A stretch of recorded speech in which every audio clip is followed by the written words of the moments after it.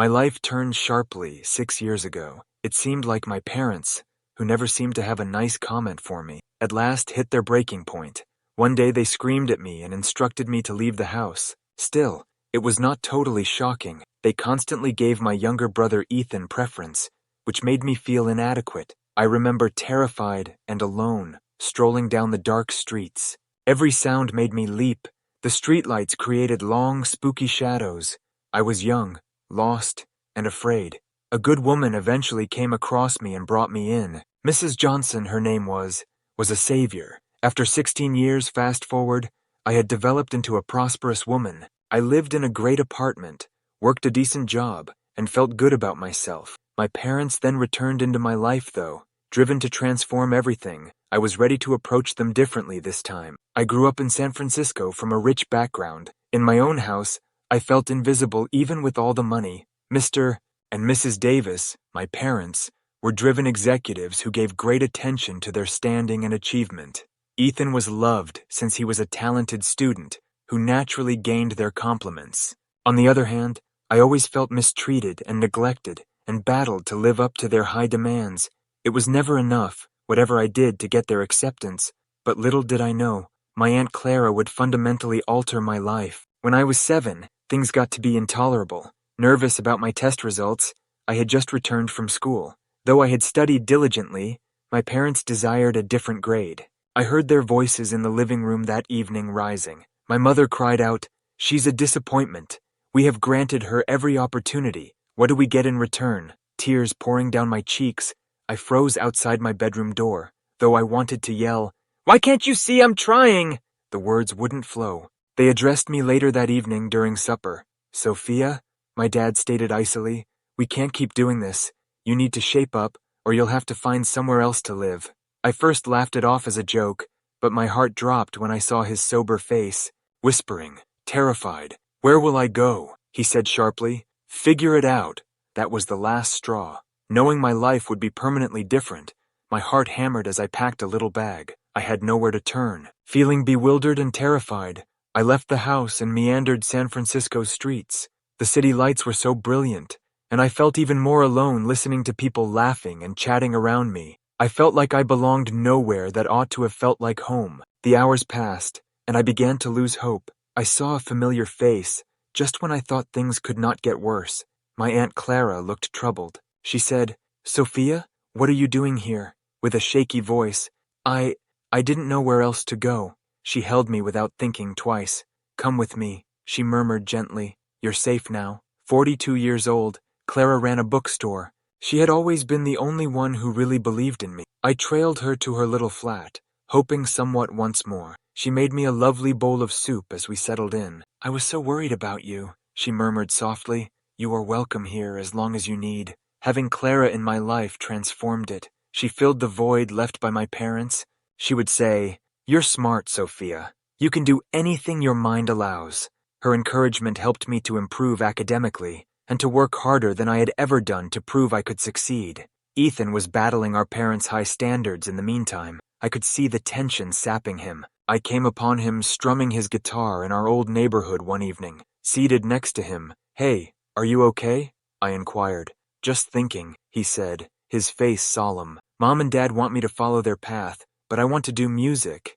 It's like they don't care about what I want." Feeling our common suffering, "I understand," I said. "You had to follow your passion." He sighed, staring at his instrument, and said, "They'll be so mad." I said, trying to muster some bravery, "Maybe it's time to stand up for yourself. You ought to be content." I flourished under Clara's care as the weeks passed, but Ethan's distance from our parents widened.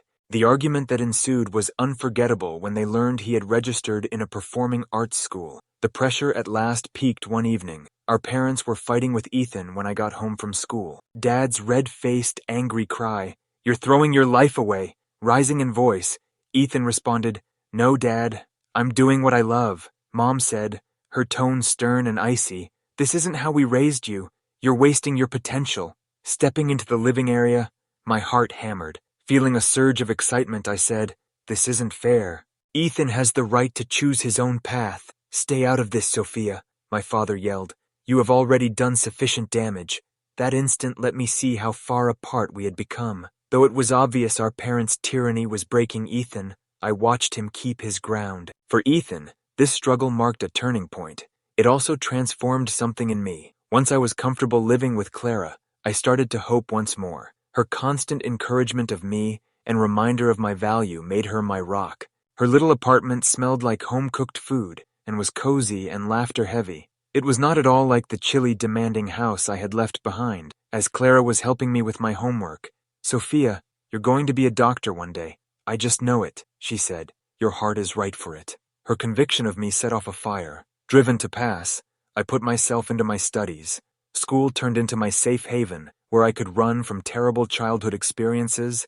Seeking to prove my value not just to my parents, but also to myself, I worked hard for good grades. Often, as I excelled in school, I thought of Ethan. I worried about him since he lived with our parents still. I phoned him once a day, trying to be upbeat. "Hey, how's everything?" I asked. "It's the same. Mom and Dad just don't understand," he said, his voice full of irritation. "They think I'll change my mind and go to law school like them. You won't, though," I responded with great certainty. "You have too great a talent. You should follow your passion." "I know, but with them always pushing me, it's difficult," Ethan said. "I wish I could just get away like you did." "Maybe you can," I said, hoping suddenly. "You could come spend some time with Clara and me. It might help you sort things out." Though I could hear the uncertainty in his voice. "Yeah, maybe," he said. My relentless effort toward doctorhood began to pay off as the months passed. I received an honors graduation certificate from high school and a scholarship to a prominent university. My thrill was uncontrollable when I received my admission letter. Still gripping the letter securely, I leaped up and down. I cried, "I did it, Clara! I'm going to be a doctor!" Clara gave me a hug and started to cry gladly. "I always knew you could do it, Sophia. You deserve this." Still, I felt a little afraid, even in my enjoyment. Knowing that the road ahead would be difficult, I fretted about what would happen to Ethan and myself. I also understood my parents would most likely respond the same way they always did, without much pride or affection. Their response to my call to let them know about my scholarship was icy. "That's great, Sophia," my dad answered flatly. "Remember, though, medical school is demanding, and you will have to be flawless." Furious. "Why can't you just be proud of her?" Clara asked. "She has worked so very hard for this." From my parents, there was quiet. They remained the same, only seeing my successes as things I had to do, not as cause for celebration. It hurt, but I wouldn't allow their letdown to sour my enjoyment. I put myself into my academics once I began college. Though I liked every minute of medical school, it was demanding. Learning new skills stoked my enthusiasm, and I found the difficulties exciting. Texts from Ethan, who was discovering his own road, often brightened late-night study sessions. "Just finished another song," he texted one night. "It's about tearing free from expectations. I can't wait to hear it," I said, glad he would have the bravery to pursue his aspirations. My parents attempted reaching out once more as I progressed through my schooling, but it felt hollow.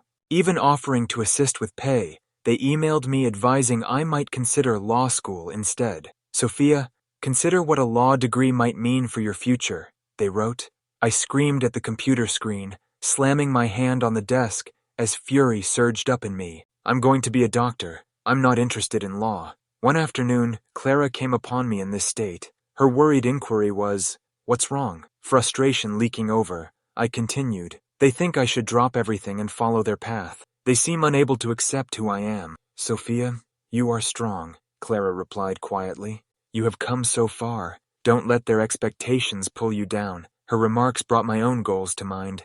I resolved to live according to my dream of serving children and being free from my past.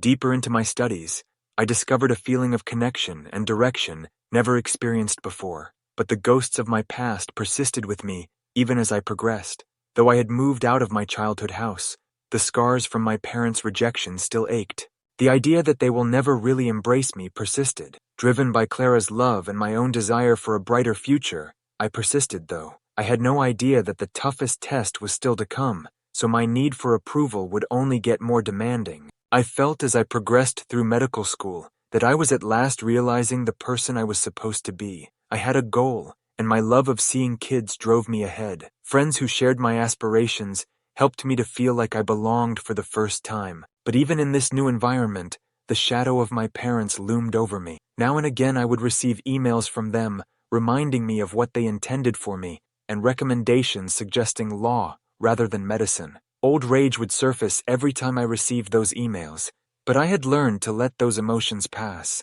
One evening my phone buzzed as I studied for a test. Ethan sent this as his message.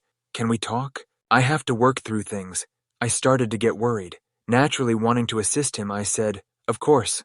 Come over." Ethan seemed more worried than ever when he got there. "I can't take it anymore, Sophia. Mom and Dad won't let up," he muttered, running his hand through his hair. "They believe I'm just squandering my life on music." Seeking to soothe him, I added, "You know that's not true. You deserve to follow your passion. You have real ability." Frustration obvious in his voice, he continued, "I know, but every time I try to talk to them, it's like talking to a wall. They just don't understand." I saw from our conversation how difficult this was for him. Constant pushing in a direction you didn't want to go felt just like suffocating. "Maybe it's time to challenge them," I said. "You are entitled to be happy." Ethan nodded slowly, but I sensed he still wasn't sure. "I do not want to lose them totally. Sometimes you have to advocate for yourself," I added gently.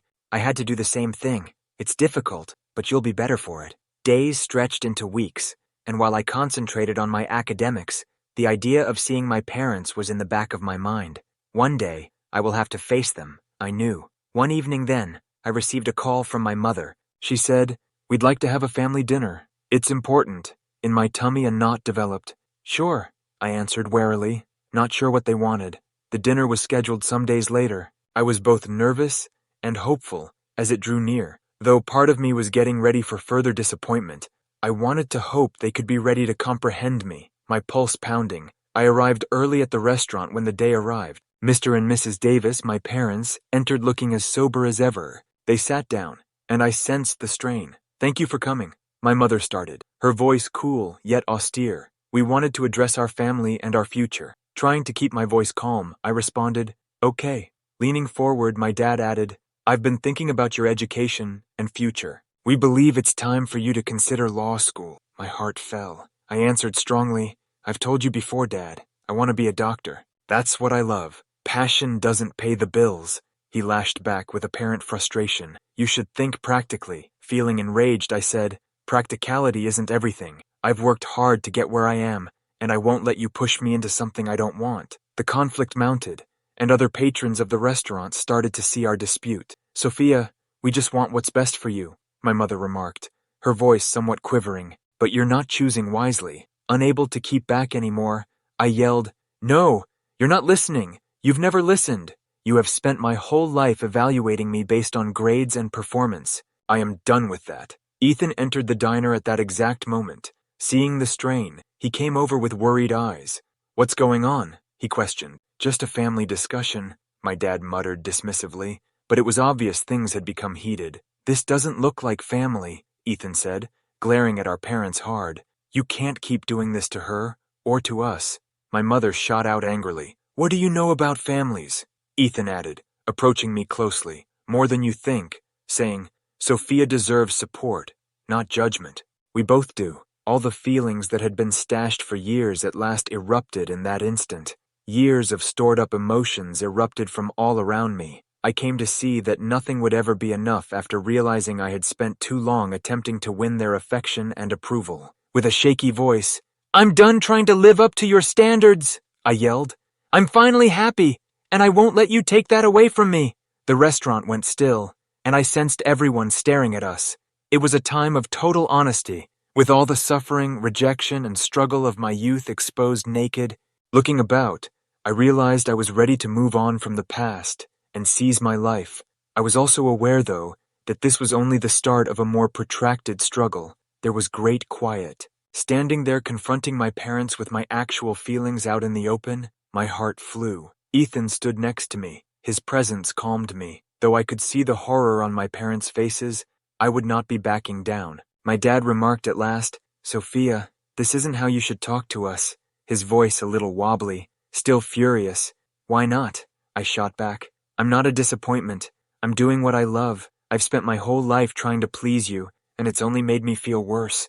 Ethan looked directly at them. "You have to realize that it's control. Forcing us into careers we don't want isn't love." My mother seemed shocked, her usual authority withering. "We thought we were doing what was best for you," she added gently, a tinge of wounded in her voice. Feeling the weight of my words, I responded, "Best for us, or best for you? You have never seen us for who we actually are, just for your expectations." I experienced a transformation inside me at that same instant. I was no more the terrified small child striving for their favor. At last ready to defend Ethan and myself, I was a grown-up, a future doctor with hopes of helping others. "Enough of this," I insisted. "I'm going to be a pediatrician, thus nothing you say will change my future anymore. I won't let you control it." Tears gathered in my mother's eyes as she seemed to understand the effect of her behavior. "I just wanted you both to have safe futures," she said. "I reasoned that would make you happy." "Mom, happiness isn't just about a job or title," Ethan replied gently. "It's about being true to ourselves. Sophia wants to help children. I want to compose music. That will define what will make sense."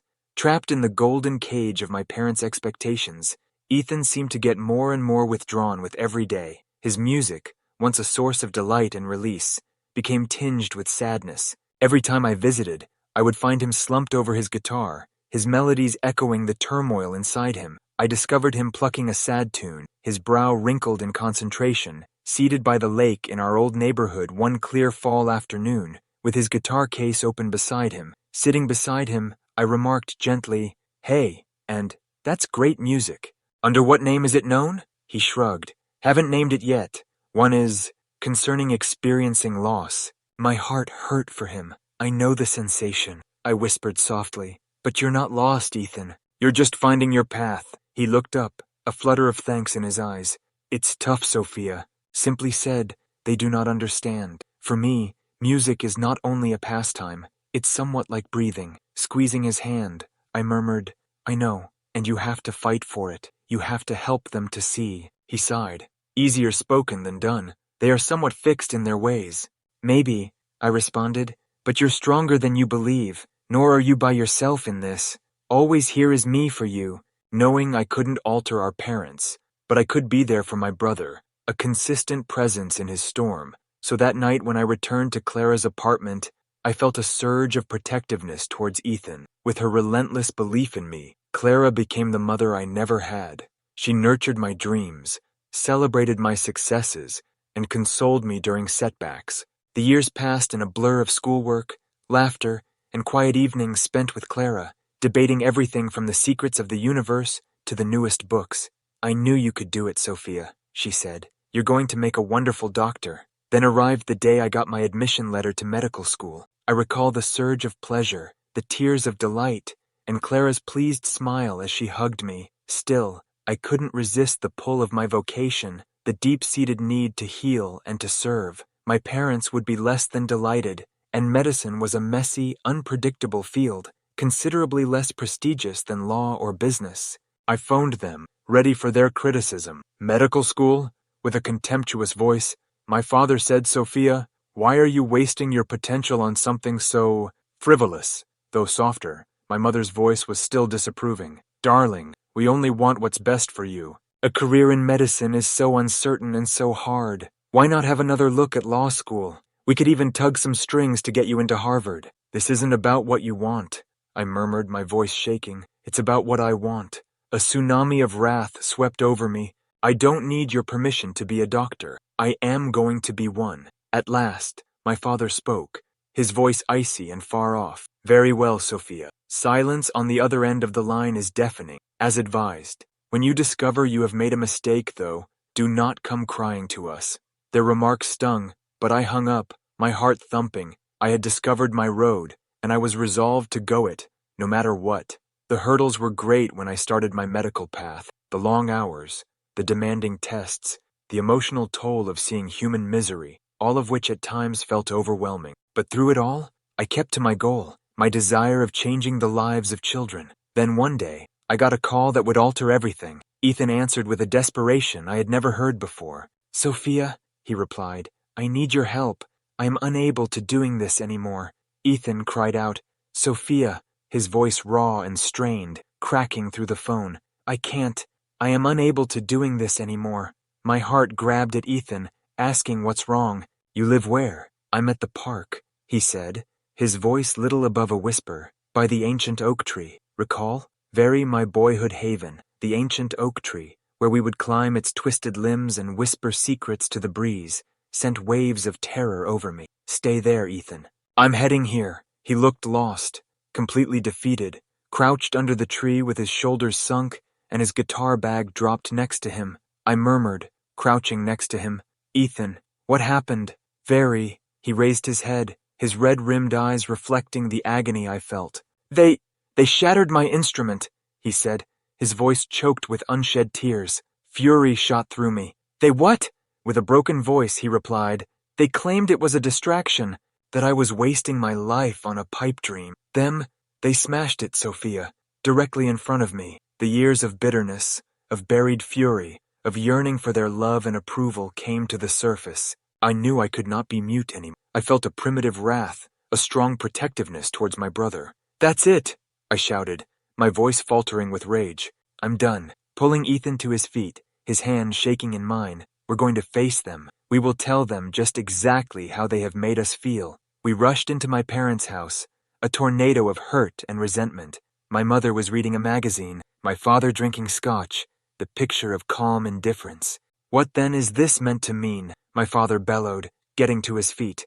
This, I continued, my voice trembling with restrained fury, is about years of emotional neglect, of suffocating expectations, of crushing our dreams. Sophia, how dare you speak to your father like that? My mother exclaimed. What dare I? How dare you break Ethan's guitar? I shot back. How bold are you in trying to control our life? We are people with hopes and interests, not extensions of your aspirations.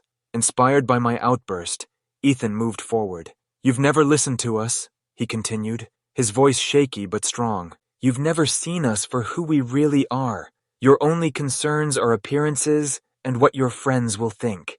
My parents stared shocked as their carefully put on front of control collapsed before their eyes. Our only goal was what would be best for you, my mother muttered, her voice tinged with desperation. No, I responded, my voice booming with conviction. You wanted what was best for your image, for your social level. You never gave our fulfillment or pleasure any thought. The room grew quiet heavily. At last, my father spoke, his voice tired and demoralized.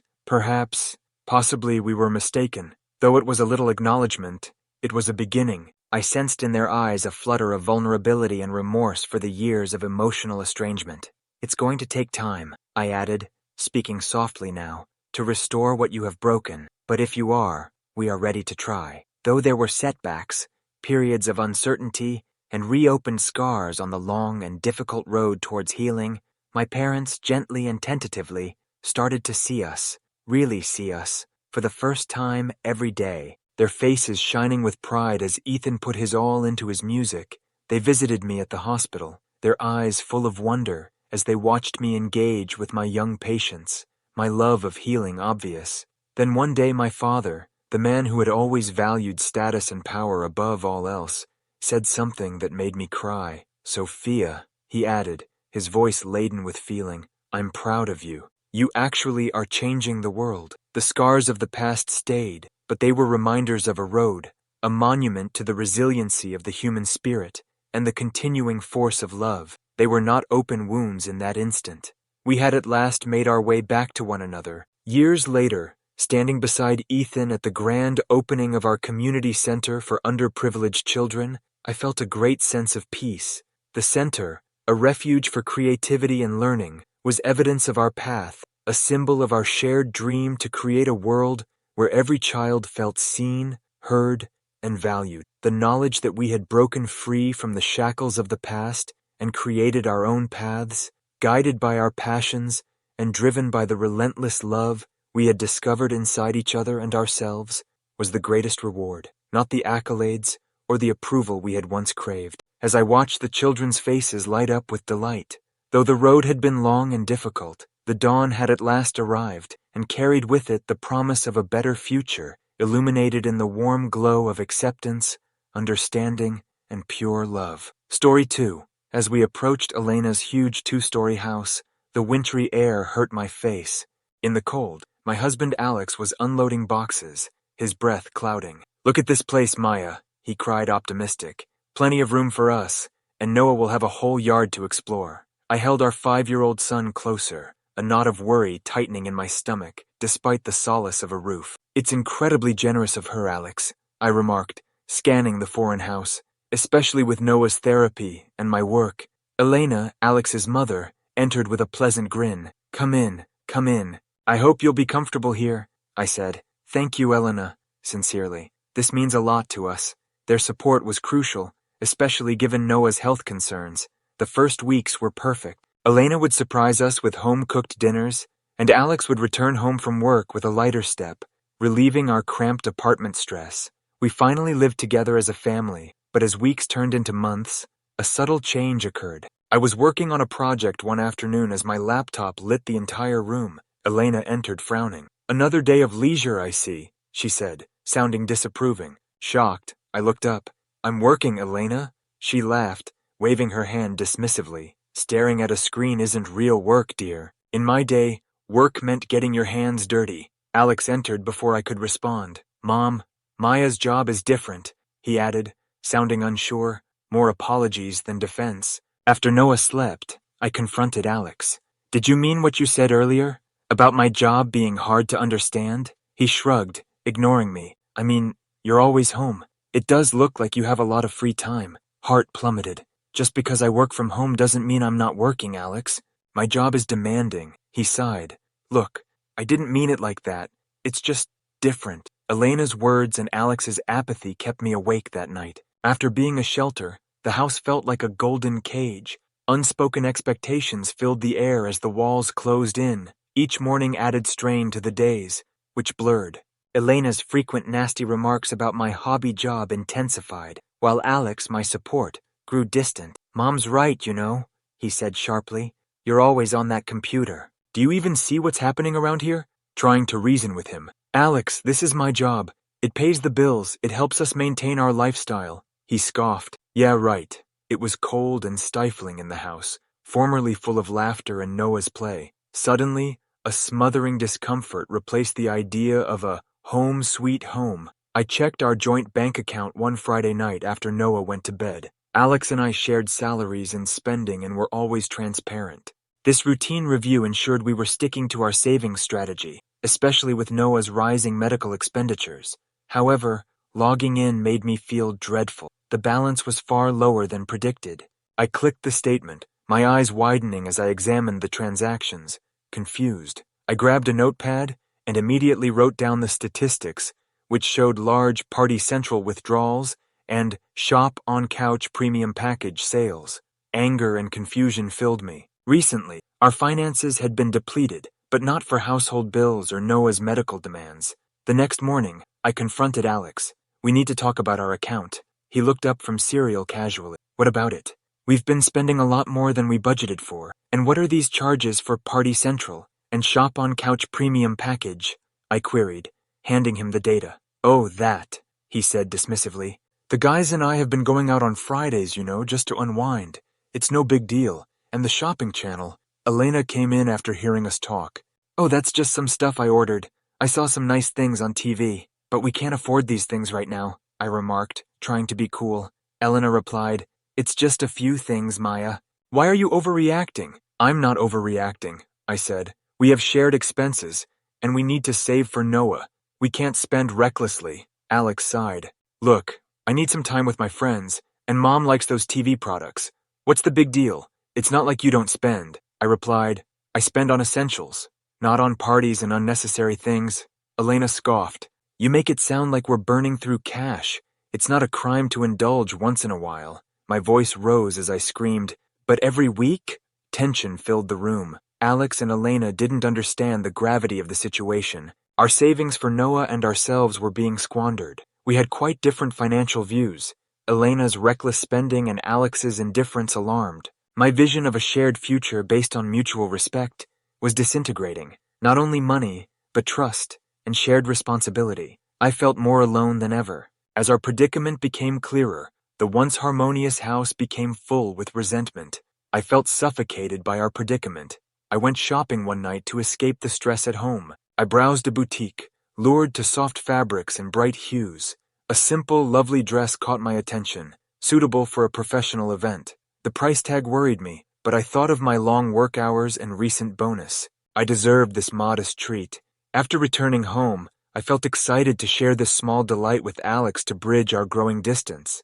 I lost interest when I entered the living room. Elena and Alex stared at the flickering TV. "Hey," I said, trying to liven up the sluggish air. "Look what I got for the work event next week." I showed the dress. Elena immediately saw the price. She said, "That seems expensive," with a harsh voice. "It's a bit more than usual, but it's for a special occasion," I told Alex. Just shrugged. "Did we really have the money for this?" I said, "It's from my bonus," sounding strained. "I thought it would be okay." Elena scoffed. "After making such a fuss about our expenses, you go and buy this?" Alex said, "Mom's right. You lecture us about saving and then go on a shopping spree." "It's just one dress, Alex," I bellowed, furious. "I work hard too. Can't I treat myself once in a while?" Elena spoke sarcastically. "Sure," while the rest of us tighten our belts. My exhilaration turned into embarrassment and hatred shortly later. After all their reckless spending, they criticized my one purchase. Holding the dress, I retreated to our room, feeling more alone than ever. Noah had a high temperature that week, which was always a concern. I took time off work to care for him, but my supervisor called me urgently on Thursday. An crucial presentation required me in the workplace. Torn between work and my sick child, I asked Elena for understanding. "Elena, I have a request," I said tentatively. "Could you please watch over Noah? I have a crucial meeting at work." She looked up from her magazine, irritated. "Again, why can't you handle your work without leaving your sick child?" "I wouldn't ask if it wasn't important," I begged. Her sigh was dramatic. "Fine, but just this once." Thanking her, I told Alex about the arrangement and asked him to come home early in case.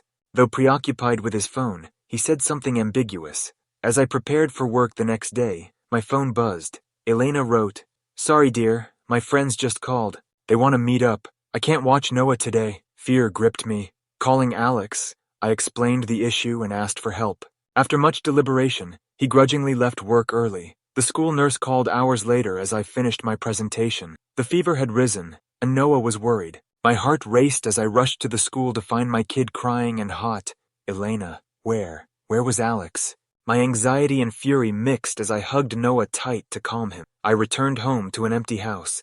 Alex entered hours later, smelling of alcohol. "Where were you?" I exclaimed, shaking. He blinked, perplexed. "What? I told you I'd come home early, but the guys wanted to hang out." "So you promised?" I said. "But Noah was alone and unwell. Do you even care?" Elena arrived disgruntled. "What's all this noise?" I wailed. "Noah was left alone. He was sick, and neither of you were here." Rolling her eyes, Elena. "You always make a scene. He's just a kid. He'll bounce back." I was desperate. I murmured, "This is not a home," breaking. "I can't do this anymore." Alex looked surprised. "What are you saying?" "I'm saying this isn't working. We need to change," I added, sounding forceful. Tension filled the room. Elena was proud. Alex confused. But I knew. This was the breaking moment.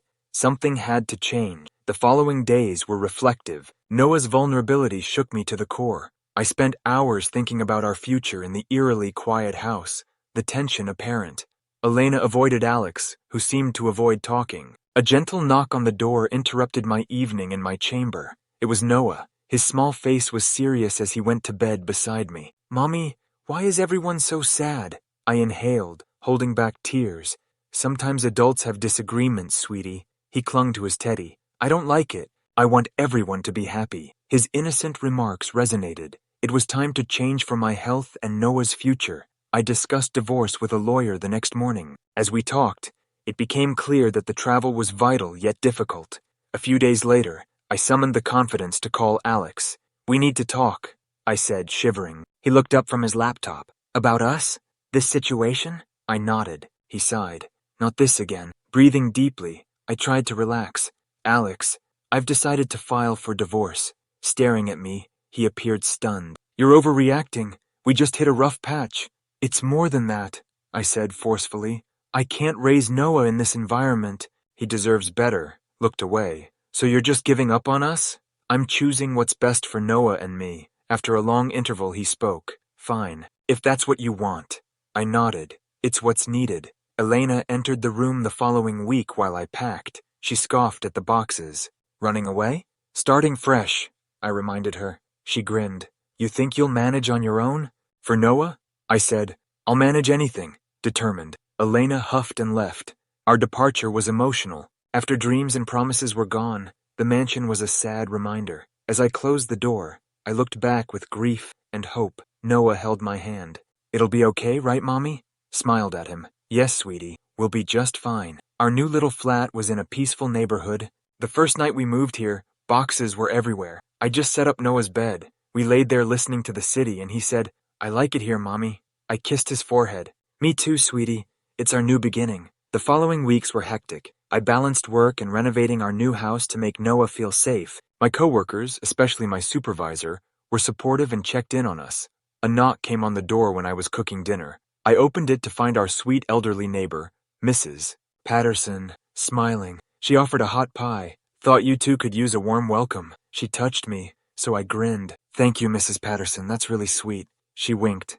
Just call me June, and any time, dear. We had a friendly community. As Noah and I participated in various activities, our past faded. Noah attended a dance class and gained friends, while I found a book group with like-minded people. Noah gazed up at me on our balcony one evening and asked, Mommy, do you think Daddy misses us? I was surprised by the question. I sighed, carefully speaking. I'm sure he does. In his own way, he nodded. I sometimes miss the big house. I hugged him. But do you like it here? He grinned. Yes, I have new friends, and Mrs. Patterson gives me cookies. You and I laughed. Life had numerous obstacles. Financial management, Noah's requirements, and job were difficult, but I accepted each day as it came. I managed our expenses, saved, and invested. My finance background helped. Mark, an old college acquaintance, called me. Megan, it's been ages. How have you been? Our conversation was nostalgic. Mark was looking for investors for his startup. After careful consideration, I invested in the prospective project. I was surprised when the venture took off and yielded more than expected. Instantly, our finances improved. But more than the money, the sense of success was everything. June hosted supper one night. She twinkled at me at her dining table. You've done well, Megan. I admire your strength. I grinned. Thank you, June. It's been a journey. She nods. And it's just the beginning. I saw Noah eating dessert and understood she was right. We had our struggles, but we found our way. It was a new beginning. Life settled down a few months later, and every day was a blessing. Suddenly, my phone rang with Alex, a name I hadn't seen in a while. Hello, Alex, I said cautiously. Megan, he said with a mix of glee and desperation. How have you been? Rather than being interested, I asked. I've been well, thanks. And you? A pause. I've been thinking, Megan. Maybe we were too hasty in our decisions. What do you say about giving us another chance? I was shocked. Why now? He paused. Well, I've heard things are going well for you financially. We could support each other, you know? Inference was plain. I remembered the joint account and how my earnings were our money, yet his excessive spending was never mentioned. I played along. How's Noah? Have you been keeping tabs on his health? Oh, she's your responsibility now, isn't she? He dismissed, confirming my worst fears. Look, Megan, Mom and I have had some bad luck. We've burned through our savings and have some debt. So you thought you'd return to the safety net you abandoned? I said bitterly. He attempted to lighten up. Oh, come on, Megan. Families stick together, right? Not when the family abandons one of their own, I said. The line was silent. So you won't consider my offer? Alex, you've made your choices, and I've made mine. I've learned my worth, and it's not as a safety net for someone who never valued me. From my new office's large windows, the city skyline was stunning. After being promoted, I moved to the top floor, where the view symbolized my progress. After being disregarded as internet stuff, my job was suddenly central to the organization. I was happy to receive a CEO congratulations on my newest project when my computer chimed. Jenny, my colleague, entered with a tablet and a sly grin while I was working. Have you seen this, Megan? A local news article. My ex-husband's face and story about their house foreclosure due to debt were on it. The piece described his downward slide after our divorce, when he could no longer afford expensive expenditures. Jenny lifted an eye. Didn't see that coming, did you? I sighed. No one should have to go through that, but he made his choices. He's lost most of his friends too, apparently. He can't finance their Friday night parties anymore. That wasn't unexpected. Freebies and lavish parties kept those friends around for the good times. Jenny switched topics. Heard you're being considered for another project? The European expansion? I smiled and nodded. Yes, I'm prepping for it. It's going to be challenging but exciting. Jenny left, so I took a break on my office balcony. The breeze was soothing, and I saw my ex-mother-in-law's coffee shop when I looked down. She chatted with her buddies, perhaps exaggerating how cruel I was for not assisting those in need. I didn't feel bitter or resentful. After shedding their harmful influence, I was thriving professionally and emotionally. The night I picked up Noah from after school, Mrs. Allen said, "Megan, I must say, Noah's resilience and strength are commendable. He's an excellent student and a joy to have in class." "Thank you, Mrs. Allen. He's my rock," I beamingly said. Noah recounted his day on the way home. "Mom, we learned about caterpillars turning into butterflies today. They go through so much change." Smiled at him. "Yes, and sometimes change is necessary to become something beautiful."